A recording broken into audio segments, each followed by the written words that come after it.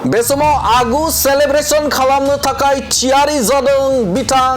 राकेश ब्रह्म बिथाङा फैगौ विधान सभा एबा 9 एप्रिलाव जानो गोनां विधान सभा बे विधान सभानि थाखाय आगु प्रिपेयार जादों आगु रंजाथायनि थाखायसो थियारि खालामबाय दं होननानै बाथ्रा बुंथिदों बिथां राकेश ब्रह्म बिथाङा बुंथिदों जे बे समाव बाक्सा विधान सभायाव ट्रेक्टर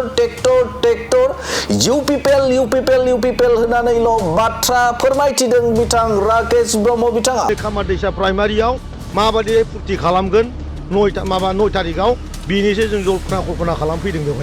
बेवहाय रावबो गैया खालि इउपिपिएल ट्रेक्टरानो गोजाजोब आरो बिथाङा बाथ्रा फोरमायथिदों जे बे समाव बिपिएफ राजखान्थि हान्जाया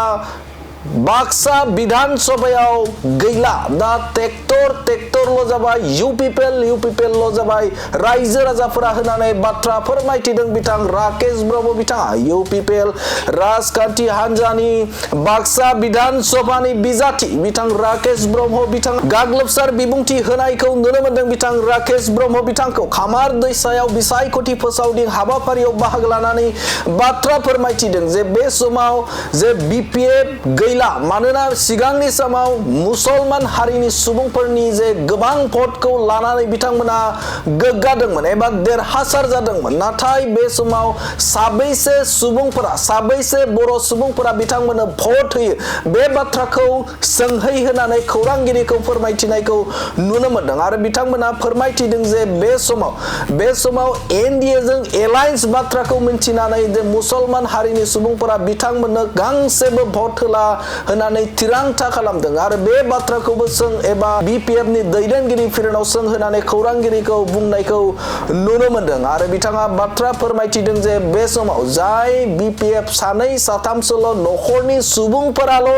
बिपिएफ खालामदों जे बिपिएफ खालामग्रा बै न'खरनि सुबुंफोरनावल' खौरांगिरिया सोंफ्लांदों होननानै बाथ्रा फोरमायथिदों बिथां राकेश ब्रह्म बिथाङा आरो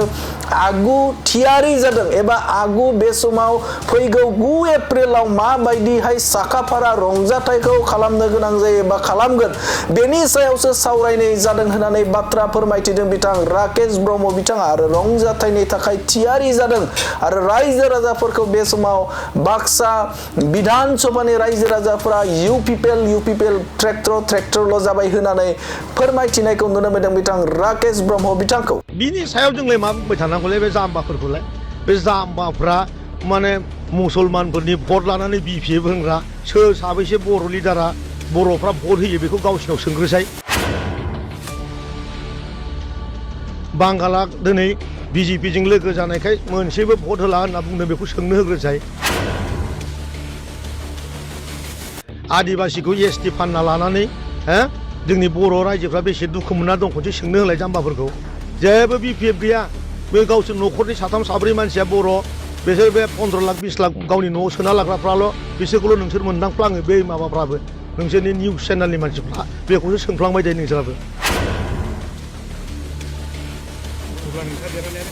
देरहाखांखाबायानो जों दिनै खामारदैसा प्राइमारियाव माबादि फुर्ति खालामगोन 9 तारिखआव बिनिसो जों जल्पना कल्पना खालामफैदों बेवहाय रावबो गैया खालि इउपिपिएल ट्रेक्टरानो गोजाजोब बेबो गैया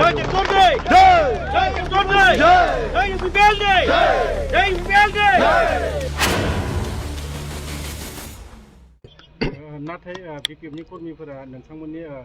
इउपिपिएलनि सावगारिखौनो एसेम्बलि इलेक्सननि उनाव नुला होनना बुंदों मा फोरमायदों बिनि सायाव जोंलाय मा बुंबाय थानांगौलै बे जाम्बाफोरखौलाय बे जाम्बाफ्रा माने मुसलमानफोरनि भट लानानै बिपिएफ होनग्रा सोर साबैसे बर' लिडारा बर'फ्रा भट होयो बेखौ गावसिनाव सोंग्रोसाय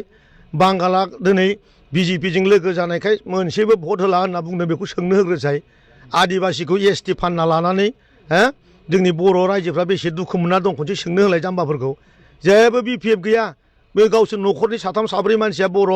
बिसोर बे 15 लाख 20 लाख गावनि न'आव सोना लाग्राफ्राल' बिसोरखौल' नोंसोर मोनदांफ्लाङो बे माबाफ्राबो नोंसोरनि निउस चेनेलनि मानसिफ्रा बेखौसो सोंफ्लांबाय थायो नोंसोराबो अब्ला नोंथाङा देरहानाया रोखा देरहाखांखाबायानो जों दिनै खामारदैसा प्राइमारियाव माबादि फुर्ति खालामगोन 9 तारिखआव बिनिसो जों जल्पना कल्पना खालामफैदों बेवहाय रावबो गैया खालि इउपिपिएल ट्रेक्टरानो गोजाजोब बेबो गैया Jai UPL Day! Jai UPL Day! Jai UPL Day!